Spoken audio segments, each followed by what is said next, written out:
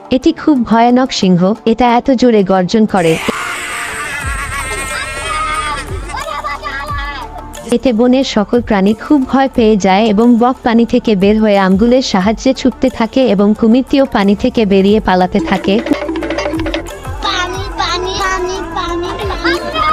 উট পাখি মাথা লুকিয়ে পালাতে থাকে আর সবগুলো চার চাকার মতো পালিয়ে যায়। আর একটা বাচ্চা ক্যাঙ্গারু তার মায়ের পকেটে ঢুকে যায়। মা ক্যাঙ্গারু ভয়ে তার মায়ের পকেটে ঢুকে পড়ে আর তার মা কোথাও না যেতে পেরে নিজের পকেটে ঢুকে যায়। কিন্তু সিংহটি আনন্দের সাথে বনে ঘুরে বেড়াচ্ছিল। তারপর সিংহের সাথে কি হলো তা দেখার আগে তুমি যদি অনেক টাকার মালিক হতে চাও তাহলে ভিডিওতে একটি লাইক এবং চ্যানেল সাবস্ক্রাইব করো। এমন সময় তার সামনে এসে দাঁড়ালো এক বিশাল গরিলা।